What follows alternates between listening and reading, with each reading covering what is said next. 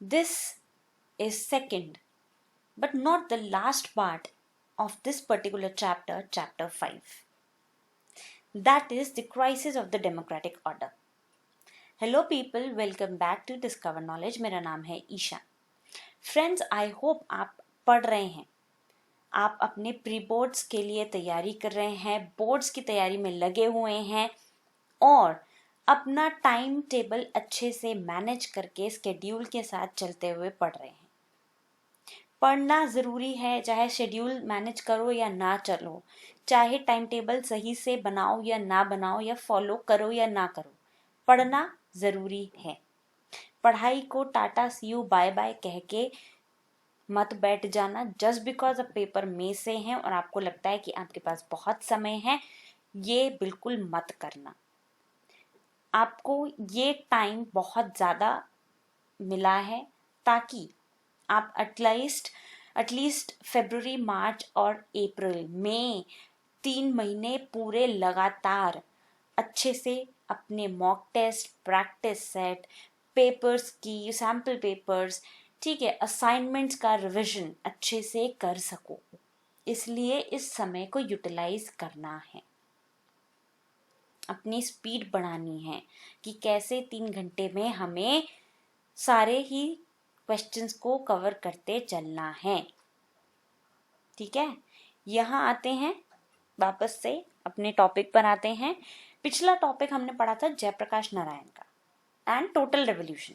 ठीक है, वो पूरा चैप्टर आपका वो वाला जो टॉपिक है वो मैं पहले करा चुकी थी, लेकिन जो पिछली वीडियो है उसमें हमने कुछ एडिशनल टॉपिक्स जो अब आपके रिवाइज सिलेबस के हिसाब से आपके सिलेबस का पार्ट है, मैंने उनको भी एडिशन में डाला था. ये सारी ही वीडियोस जो हैं और अब आगे आने वाली जितनी भी वीडियोस हैं, और वैसे भी मैं कुछ पहले की वीडियोस में भी मैंने सारे एडिशनल टॉपिक्स को इंक्लूड किया है और इनमें भी आपको वही मिलेगा. ठीक है, तो यहाँ पे बिगिन कर रहे हैं हम. सेकेंड पार्ट है, ये थोड़ा लंबा चैप्टर है इसलिए इसको हम 2 to 3 पार्ट्स में कवर करेंगे, तो एक पार्ट में कवर ये नहीं होगा. ठीक है, तो इसलिए मैं ये नहीं कह सकती कि this is the second and the last part. ये सेकेंड पार्ट है. यहाँ आते हैं हम राम मनोहर लोहिया एंड सोशलिज्म. अब ये सोशलिज्म क्यों लिखा है यहाँ पे? ये सोशलिज्म इसलिए लिखा है क्योंकि राम मनोहर लोहिया ने ये कॉन्सेप्ट क्या दिया, सोशलिज्म का कॉन्सेप्ट था उनका. जो वो बिलीवर थे, जिस चीज को वो प्रिंसिपल्स पर चलते थे, वो मानते थे, जिनको was the concept of socialism.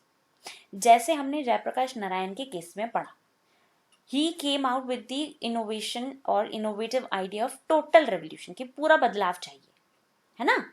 यहाँ ही has the now Ram Manohar Lohia का जो कॉन्सेप्ट है, प्रोपोनेंट है सोशलिज्म का. ठीक है, he championed the idea of democratic socialism, democracy में सोशलिज्म. ठीक है, तो ये आइडिया क्या था, चैंपियन किस चीज के थे वो, idea of democratic socialism. 1 mark का इंपॉर्टेंट क्वेश्चन है. ठीक है, उनके लिए कैपिटलिज्म और सोशलिज्म इक्वली इररेलेवेंट कॉन्सेप्ट्स थे. किस लिए?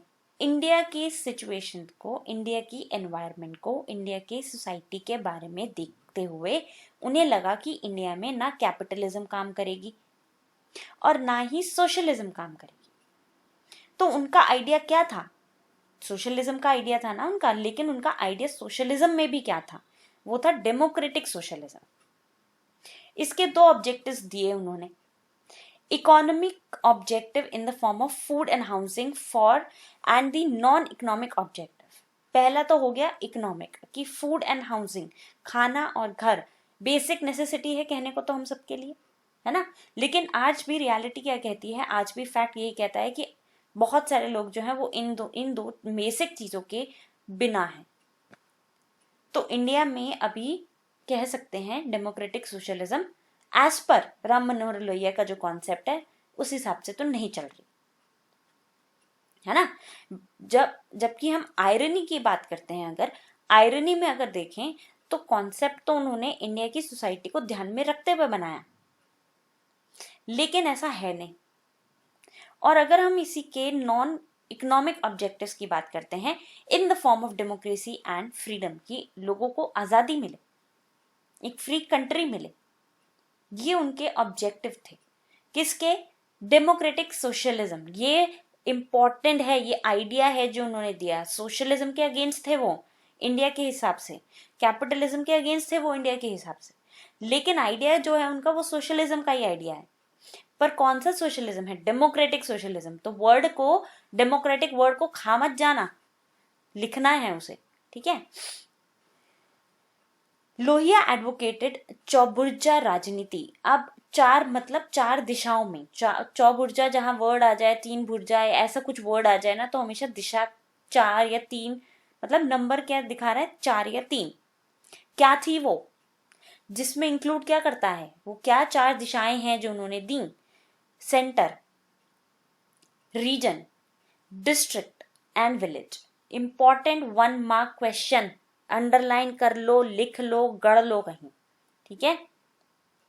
Giving consideration to affirmative action, Lohia argued that the policy of affirmative action should not only be for the downtrodden, कि इमीडिएट एक्शन जो है वो सिर्फ और सिर्फ डाउनट्रोडन लोगों के लिए, पिछड़े हुए लोगों के लिए नहीं होना चाहिए, लेकिन हमें ये सारे एफर्ट्स लगाने हैं विमेन, ठीक है, विमेन के लिए भी, एंड नॉन रिलीजियस माइनॉरिटीज, इनके लिए भी हमें ये प्रोविजंस लेकर के आने हैं, ठीक है। ये वीडियो थोड़ी लंबी हो सकती है, इसलिए इस वीडियो को I would suggest everyone to watch it till the end, ठीक है। इसके बाद जो ये आइडिया था उनका, चौबुर्जा वाला जो आइडिया था, चौबुर्जा राजनीति होनी चाहिए, चौबुर्जा आइडिया में राजनीति वर्ड भी इंपॉर्टेंट है, ठीक है। इन्होंने क्या सपोर्ट किया इस आइडिया को, जो उन्होंने एडवोकेट किया, इसमें वो क्या चाहते थे? He supported a party of socialism. एक सोशलिज्म के आइडियाज पे बेस्ड पार्टी होनी चाहिए। पार्टी मतलब कौन सी पार्टी? पॉलिटिकल पार्टी, ठीक है। क्यों? वो क्या करेगी वो पॉलिटिकल पार्टी? ये जो पार्टी बनेगी सोशलिज्म के आइडियाज पे बेस्ड, ये क्या करेगी? एक अटेम्प्ट है of merging all the political parties, सारी पॉलिटिकल पार्टीज एक साथ मिल जाएंगी इस पॉलिटिकल पार्टी में। The party of socialism according to Lohia should have 3 symbols. ये इनके 3 symbol according to Ram Manohar Lohia, political party, ये जो पार्टी ऑफ सोशलिज्म बने उनके हिसाब से, ठीक है। ये उन्होंने क्या दिया है? अकॉर्डिंग टू द आइडिया, ठीक है, on the premise of democratic socialism. वो डेमोक्रेटिक सोशलिज्म अचीव करना चाहते थे। कैसे? चौबुर्जा राजनीति देके। और चौबुर्जा राजनीति में वो उन्होंने क्या सपोर्ट किया कि इस चौबुर्जा राजनीति में पार्टी ऑफ सोशलिज्म होनी चाहिए, जो क्या करेगी? वो सारे ही पॉलिटिकल पार्टीज को मर्ज करेगी एक साथ। एक अटेम्प्ट है, एक कोशिश होगी। और इसके 3 सिंबल क्या होंगे? स्पेड मतलब prepared to make efforts, efforts लगाने के लिए तैयार, मना नहीं होना चाहिए उस चीज का। दूसरा, वोट, पावर ऑफ वोटिंग होनी चाहिए। एंड 3, प्रिजन मतलब विलिंगनेस टू मेक सैक्रिफाइसेस, ठीक है। तो ये जो वो आइडिया चाहते थे, मैं रिपीट कर देती हूँ फिर से, वो आइडिया क्या है? वो है आइडिया डेमोक्रेटिक सोशलिज्म का, ठीक है। उन्होंने कैपिटलिज्म और सोशलिज्म को इक्वली इररेलेवेंट माना इंडियन सोसाइटी की या इंडिया के कॉन्टेक्स्ट में। उनके 2 ऑब्जेक्टिव्स रहे हैं इस डेमोक्रेटिक सोशलिज्म के। ऑब्जेक्टिव एक है इकोनॉमिक, ठीक है, in the form of food and housing, और नॉन इकोनॉमिक है फ्रीडम एंड डेमोक्रेसी। और वो कैसे इस डेमोक्रेटिक सोशलिज्म को अचीव करना चाहते थे? बाय चौबुर्जा राजनीति, जिसमें क्या क्या इन्वॉल्व है? जिसमें एक तो सेंटर में जो गवर्नमेंट होती है वो, जिस एरिया में है वो, डिस्ट्रिक्ट और विलेज, ये इन सब को साथ लेके चलोगे तो सबका कह सकते हो भला होगा, बेनिफिट होगा, ठीक है। और इसके उन्होंने क्या दिए? उसके तहत वो क्या कहते हैं कि उसके तहत, इस चौबुर्जा राजनीति के तहत क्या होना चाहिए? एक पार्टी ऑफ सोशलिज्म होनी चाहिए, जिसको जो एफर्ट्स लगाने के लिए हरदम तैयार हो, वोटिंग की पावर होनी चाहिए लोगों के बीच, और सैक्रिफाइसेस करने के लिए भी ये पार्टी मेंबर्स तैयार होने चाहिए, ठीक है। तो ये है आपका सोशलिज्म का कॉन्सेप्ट राम मनोहर लोहिया ने जो दिया। दीनदयाल उपाध्याय एंड ह्यूमैनिटेरियन के जो कॉन्सेप्ट हैं इनको हम अगली वीडियो में कवर करेंगे। ठीक है, आई होप यहाँ तक आपको समझ में आ गया होगा अच्छे से। अगर कोई डाउट है आप मुझे कमेंट सेक्शन में लिख सकते हो। Don't worry class 12th, I will be covering your entire syllabus till the 31st of January. तब तक मैं सारा सिलेबस आपका ख़त्म करा दूंगी एंड हम फरवरी ऑन क्विक रिविजन्स बिगिन करेंगे, मॉक टेस्ट, पेपर्स, सब कुछ। ठीक है, स्टिल अगर आपको कोई डाउट हो आप मुझे कमेंट सेक्शन में लिख सकते हो। Till then everyone, stay tuned. Don't forget to like, share and subscribe to my channel. Thank you.